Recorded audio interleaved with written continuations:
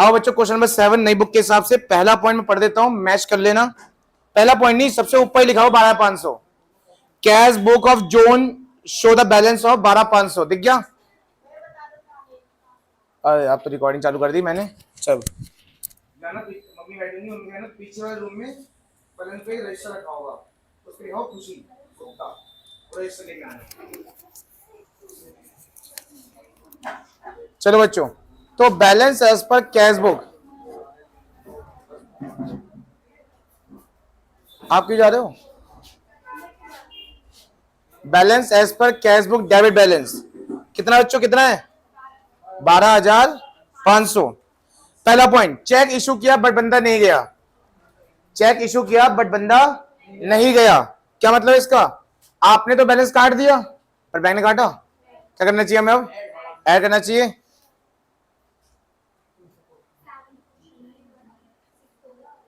Check issue, अच्छा मैं ये पॉइंट अब आप पे छोड़ देता हूं, ये पॉइंट भी आपको लिखना है अपने आप। रिकॉर्डिंग हो रही है, मैं बोल भी रहा हूं, देखो सुन लेना ये बात। ये पॉइंट आपको ऐसे लिखना है जैसे वहां लिखा हुआ है, ठीक है?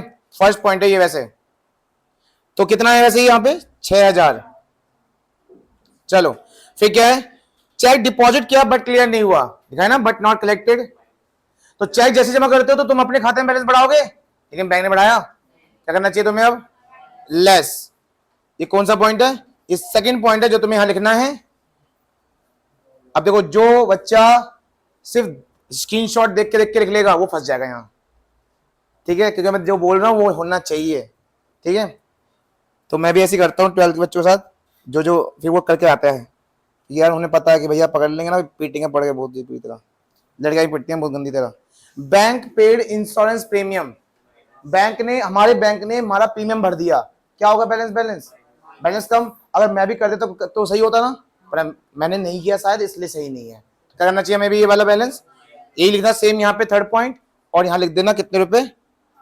5,000 रुपए। बच्चों क्या नेक्स्ट पॉइंट क्या होना चाहिए बताओ, खुद बताओ। नेक्स्ट पॉइंट क्या होना चाहिए? माइनस होना चाहिए ना, क्योंकि बैंक 40 से पैसा कटता है।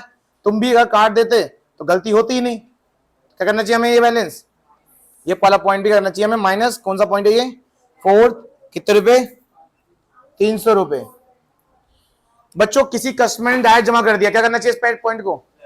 प्लस, क्योंकि कोई कस्टमर डायरेक्ट जमा करेगा तो बैलेंस बढ़ेगा, अगर मैं ही बढ़ा देता तो गलती होती नहीं, तो मुझे बढ़ाना चाहिए। अब क्या करना चाहिए? अब ऐड। कौन सा पॉइंट है ये फिफ्थ पॉइंट है, बिल्कुल सेम ऐसे लिख के क्या करना? 8,000 रुपए प्लस करना। चलिए उसके बाद है interest on investment collected by bank. Bank ने कलेक्ट कर लिया इंटरेस्ट, बैलेंस बढ़ेगा। हमें बढ़ाना है, ये बढ़ा चुके हम, बढ़ाना है, बढ़ा चुके होते तो गलती होती ही नहीं। ऐड करना है हमें वाला पॉइंट, सेम ऐसे लिखकर 6 पॉइंट क्या कर देना? ऐड कर देना। बिल्कुल। कितने रुपए? 2,000। लास्ट आ जाओ, cash discount allowed 200 was recorded on the debit side of bank column. क्या कैश डिस्काउंट जो 200 रुपए देते हैं वो रिकॉर्ड होता है? कैश बुक में रिकॉर्ड होता है वो? नहीं। फिर भी तुमने से कहां रिकॉर्ड कर दिया है? कैश बुक में कौन side? Debit side. Debit side में पैसे बढ़ते हैं, क्या बढ़ने चाहिए थे 200 रुपए? ये गलती किसकी है? क्या करना चाहिए इसको? दोबारा समझाऊं?